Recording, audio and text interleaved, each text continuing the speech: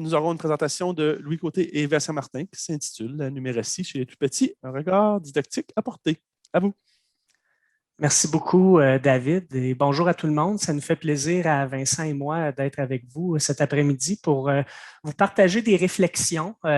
Comme ça a très bien été souligné dans la vidéo de ce matin, là, dans notre cadeau du colloque, le GDM, c'est aussi un lieu pour partager des réflexions puis nous aider à nous nourrir entre nous. Donc, on n'a pas de résultats de recherche dans cette présentation-là. On est plus à une étape de réflexion par rapport à ce qu'on pourrait faire sur ce sujet-là. Alors, donc, le sujet qui est la numératie chez les tout-petits, donc le regard didactique apporté. Alors, fait clochette. Tout ça part d'une expérience, en fait, là, d'éléments vécus.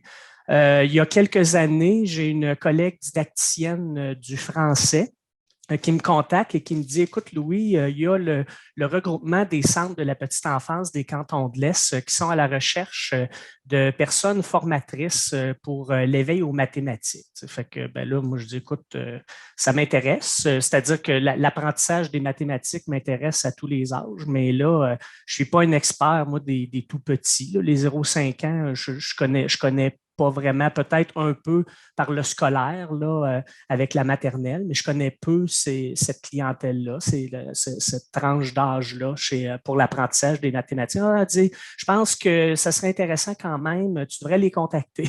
Fait que là, je contacte les gens du RCPE-CE et ils m'invitent à participer à une table de transition pour les CPE et le préscolaire à l'hiver 2020.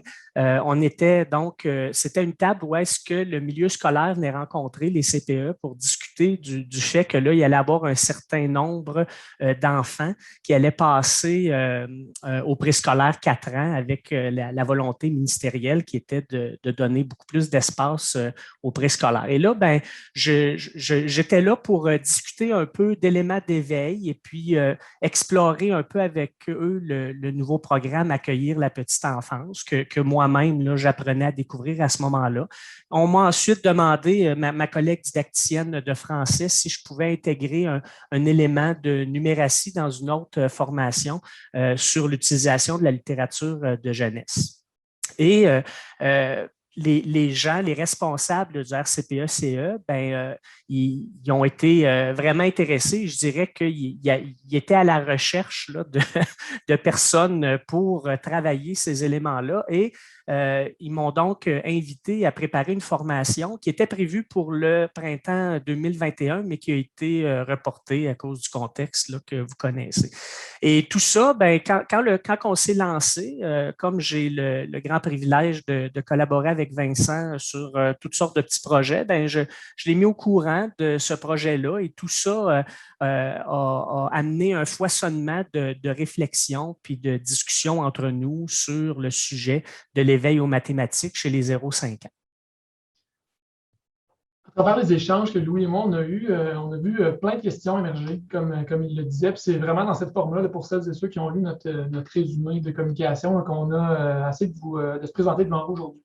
Puis une des premières questions qui a émergé, puis qu'on utilise pour amorcer un peu la suite de notre communication, c'est est-ce que la personne didacticienne s'intéresse aux apprentissages de l'enfant A à son entrée à l'école ou B, dès qu'un raisonnement de nature mathématique émerge chez celui-ci? Pour nous amenant à considérer l'idée que peut-être qu'il commence à avoir un éveil aux maths avant que l'enfant entre dans la bâtisse qui s'appelle école, finalement, entre autres dans les milieux de garde. Fait que là, en creusant ça un peu, on s'est mis à jaser, puis il y a, dans le fond, dans le but de cerner cette question-là, puis on a vu plein d'autres questions émerger. Puis ces questions-là, dans le fond, avec les 3 éléments en rouge, vont guider la suite de notre présentation. Donc d'abord, on s'est dit, quels sont les programmes éducatifs qui existent pour les tout-petits en service de garde? Est-ce que ceux-ci contiennent des dimensions mathématiques? Comment ils peuvent être comparés au programme du préscolaire et du scolaire? Parce que, évidemment, tout ça, ça se place dans une logique un peu développementale ou en tout cas chronologique, finalement, dans la vie de l'humain qui grandit. Après, on s'est dit aussi quels sont les programmes de formation initiale qui existent pour les personnes éducatrices. c'est quoi les fondements de ces programmes-là, comment ils peuvent se comparer aux programmes de formation, à l'enseignement sur le plan des maths, parce qu'évidemment, on n'est pas complètement fou. On se doute bien que les personnes éducatrices n'ont pas la même formation et la même mission, évidemment, que les personnes enseignantes qui interviennent au préscolaire. Puis, finalement, on a aussi vu émerger des questions avec la formation continue, notamment quelles sont les structures de formation continue en lien avec les maths qui existent pour les personnes éducatrices. Encore une fois, quels sont les fondements de ces offres de formation-là ou des structures, et puis comment on peut les comparer à ce qui se vit dans le milieu scolaire ou préscolaire, en fait, dans ce cas-ci, qui nous intéresse davantage. Donc, on va maintenant voir chacun des 3 éléments à la file. Avec Vincent, donc, on a fait un premier regard qui n'est pas un regard fini. Là. On est vraiment en exploration là-dedans et on vous partage là, les fruits de ce premier survol de ces 3 dimensions-là qui nous semblent pertinentes et intéressantes. Donc, la première question qui est que sait-on sur les programmes éducatifs en milieu de garde et au préscolaire?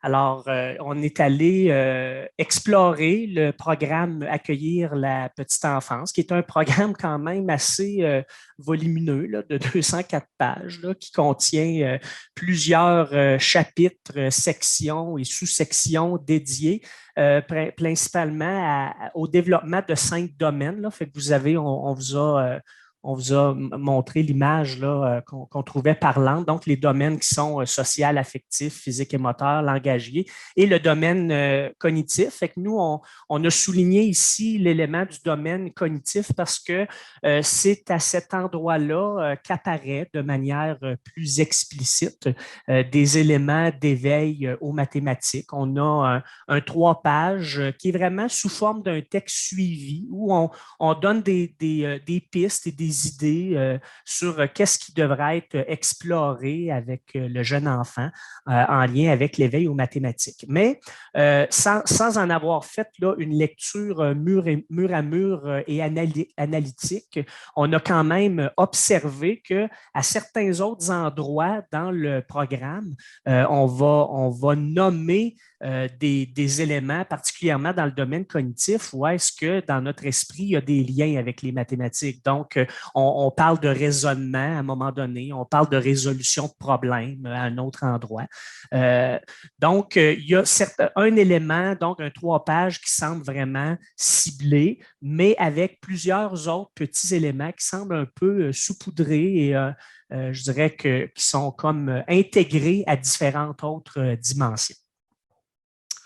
On a fait le même exercice avec le nouveau programme du préscolaire qui est sorti en 2020, qui est un programme donc qui est un programme cycle parce que ça s'adresse pour le préscolaire 4 ans puis le préscolaire 5 ans, prématernelle, maternelle. Un document de 64 pages. Et là, bon, sans entrer dans le détail, mais vous avez peut-être entendu que c'est un programme qui a fait couler beaucoup d'encre parce que, bon, il y a toujours une tension qui s'installe sur les approches et qu'est-ce qu'on devrait faire avec les enfants avant leur entrée à l'école. Il y avait à la page 50 une page complètement dédiée à l'éveil aux mathématiques. Et là, dans une disposition beaucoup plus télégraphique, là, avec des éléments notés. Fait qu'on vous l'a reproduite pour que vous la voyez. Et c'est quand même avec un certain plaisir qu'on a vu le premier élément, là, pour ceux qui savent à quoi s'intéresse Vincent, qui est donc ici faire des prédictions, c'est possible, c'est impossible, qui est quand même le premier élément soulevé dans les exemples. C'est quelque chose... On imagine que c'est placé en ordre d'importance. En tout cas, c'est ce dont Vincent a été convaincu immédiatement à la lecture du programme. Mais un peu comme pour le programme Accueillir la petite enfance, donc plus pour les services de garde, il y avait aussi des éléments à différents endroits dans le programme que nous, en faisant la lecture, on disait, on est en train de parler de jugement critique, on est en train de parler de se donner des méthodes pour faire des choses. Puis dans les exemples qui étaient nommés, il y avait des aspects à caractère mathématique qui nous semblaient émerger. Alors, à la lecture de ces 2 éléments-là, de ces 2 programmes-là, on a fait certains constats en lien avec les programmes éducatifs. Donc, il y a certains éléments qui superposent entre les deux programmes, clairement, qui sont présents dans les deux et présentés pas mal de la même manière.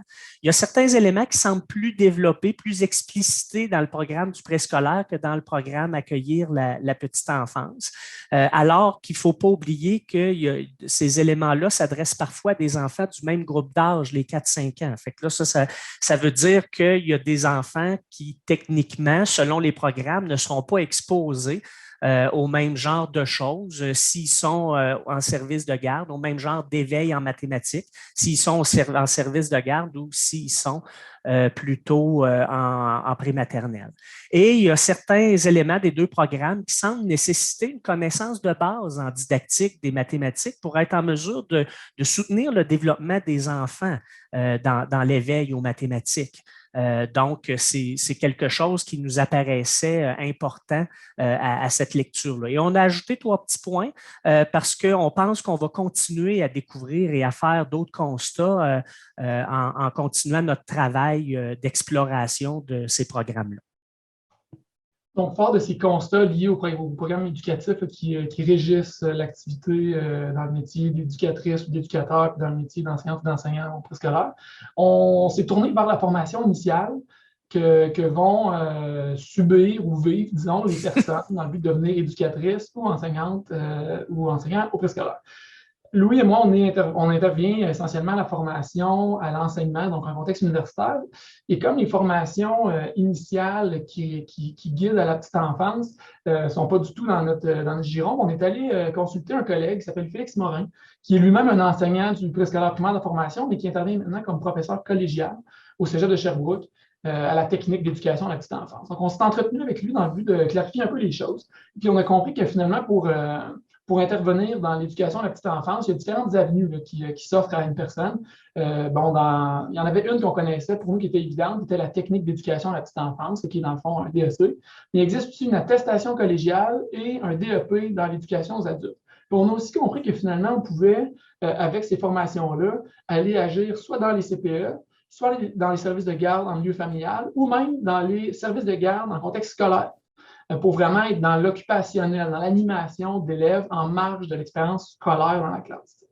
Puis là, on a zoomé un petit peu, entre autres, sur la technique parce que jusqu'à tout récemment, avant la pandémie, il y avait un critère qui disait que dans des installations comme les CPE, on avait 2/3 des personnes éducatrices qui devaient détenir une technique, ce qui a été, semble-t-il, temporairement ramené à 1/3, même si le collaborateur collégial exprime un doute à cet effet-là. Donc, à la technique, du moins au Cégep de Sherbrooke, mais aussi à un Cégep dans la région de Montréal, il n'y a aucun cours spécifiquement dédié à l'éveil aux maths. Mais ce domaine-là va apparaître dans certains cours liés au développement cognitif, donc ce qui fait quand même un certain écho au programme éducatif, en parallèle avec d'autres domaines. Par exemple, dans un cours où on parle du développement cognitif de l'enfant, on va parler en parallèle de la science, l'univers social, les arts, les maths, et tout ça dans un cours qui se passe au sein d'une session, finalement. Donc, très peu de place à m'accorder à une connaissance des principes didactiques de base en maths dans ces formations-là, ou en tout cas certainement dans la technique pour l'instant à Sherbrooke. Ensuite, on est allé vers quelque chose qu'on connaît un peu mieux, c'est-à-dire la formation initiale pour intervenir comme enseignant ou comme enseignant préscolaire. Puis là, en théorie, il y a une avenue pour intervenir à l'éducation préscolaire, quoi qu'on comprend maintenant qu'il y a beaucoup de personnes enseignantes non légalement qualifiées qui interviennent dans le milieu scolaire. En théorie, tu fais un bac en enseignement préscolaire et au primaire. Là, puis, par exemple, à l'Université de Sherbrooke, tu as un stage qui doit se faire au préscolaire ou au premier cycle. Il y a une certaine variabilité, mais techniquement, tu vas toucher probablement au préscolaire. Puis tu as 4 cours de didactique des maths de 3 crédits chacun, dont un porte sur le développement de la pensée mathématique chez le jeune apprenant. Mais dans ce cours-là, que moi-même je donne depuis un certain nombre d'années, on ne touche pas tant que ça au préscolaire. Donc, il y a une place accordée à une connaissance des principes didactiques de base en maths dans le fond, on va dire, l'éducation préscolaire dans ces formations-là, mais semble fortement teinté du contexte scolaire parce que même dans un cours de didactique où on parle du développement de la pensée maths des jeunes apprenants, on va vite passer vers le scolaire, c'est-à-dire vers le premier cycle, par exemple. Constat sur les programmes de formation initiale, les personnes éducatrices à la petite enfance, il y a une place dédiée au soutien à l'éveil aux maths, mais qui semble minimale dans la formation initiale et mélangée avec d'autres aspects du développement cognitif, comme si, malheureusement, pour nous, didacticiens des maths, il n'y avait comme pas assez d'importance. C'était comme un peu ça, le commentaire éditorial qu'on avait en nous. T'sais. Pour les personnes enseignantes du préscolaire, la formation initiale à l'enseignement-apprentissage des maths constitue un volet important, mais un faible accent semble mis sur le préscolaire. Dans ces formations respectives, peu ou pas de liens sont faits entre les deux contextes qui vont pourtant intervenir consécutivement dans la vie de l'enfant. C'est-à-dire qu'on dans l'éducation de la petite enfance, on ne parle pas vraiment de la maternelle ou très peu, et vice-versa, finalement. Ce qui soulève l'importance d'enjeux potentiels sur le plan de la transition qui s'effectue d'ailleurs à des moments différents pour chaque enfant, selon le parent. Est-ce que l'enfant il fait une année de plus en CPE, par exemple, ou il s'en va en maternelle 4 ans? Le dernier volet qui était que sait-on sur la formation continue pour soutenir le développement professionnel d'une personne enseignante au préscolaire ou d'une personne éducatrice en milieu de garde. On s'est questionné là-dessus. On a réfléchi, en fait, compte tenu que je collabore avec le RCPE-CE, qui intervient essentiellement en Estrie, en Mauricie, au centre du Québec. Ben, avec les personnes responsables de ce regroupement-là, ben, je leur ai demandé un peu c'est quoi l'offre de services qui existe pour la formation de manière générale. Fait que ça se décline principalement de deux manières. Il y a des projets subventionnés par la recherche qui ont lieu. D'ailleurs, la formation que je donnais en fait, auquel j'ai participé par rapport à l'utilisation de la littérature de jeunesse en milieu de garde, ben, c'était associé à un projet subventionné de recherche.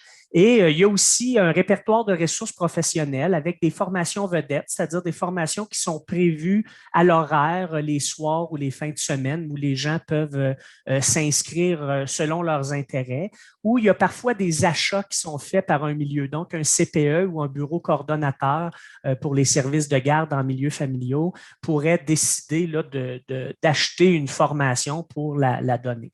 Il y a aussi une obligation de suivre au moins 6 heures de formation continue pour les responsables en service de garde milieu familial.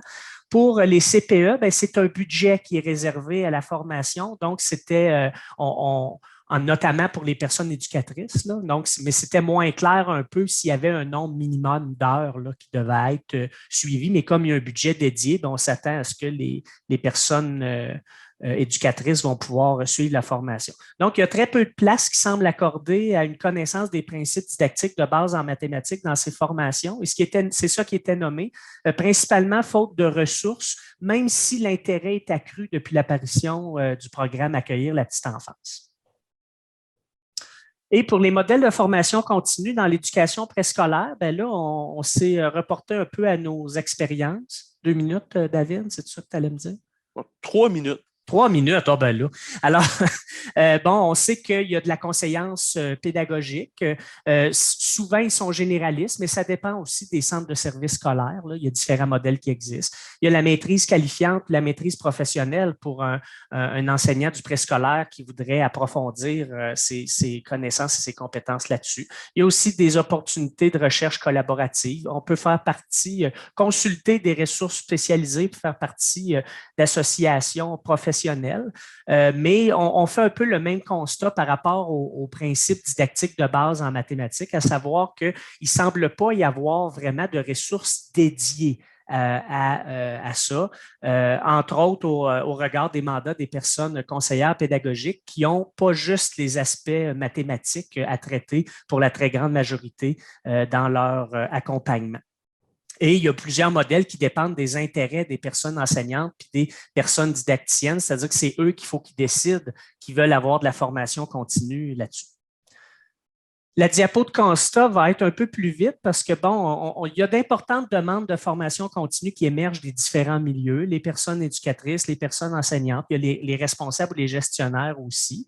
Mais les offres semblent limitées, variées, mais limitées, dans ce sens qu'elles dépendent de plusieurs facteurs et entre autres de formateurs disponibles. Est-ce qu'il y a quelqu'un qui peut s'en occuper?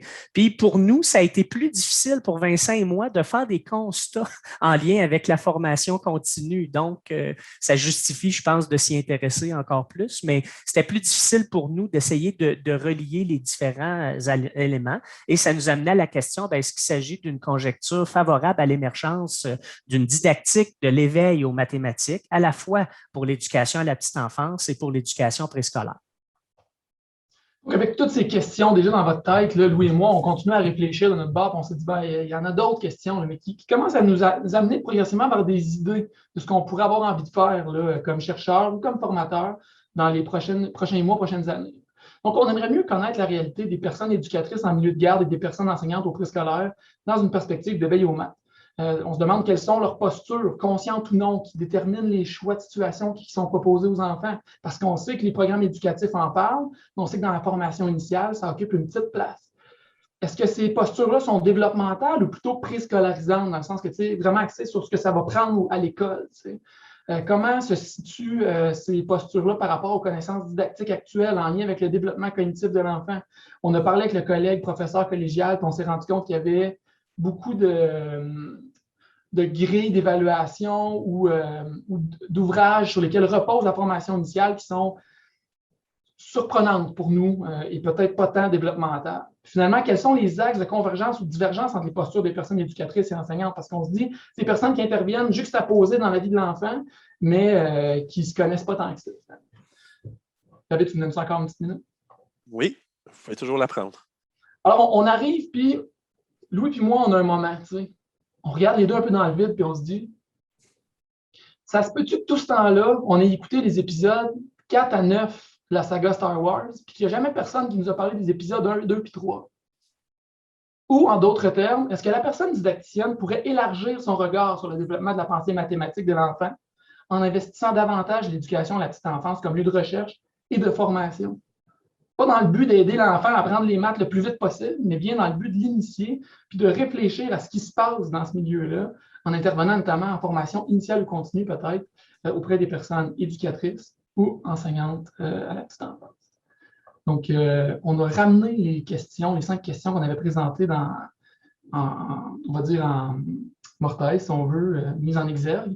Et puis, c'est un peu la base de discussion parce qu'en fait, on a bien envie de vous entendre là-dessus. Pensez-vous qu'on l'échappe bien raide? Pensez-vous que c'est intéressant? Avez-vous des idées qui vous viennent en tête? Quelles sont vos réactions? On a hâte de vous entendre.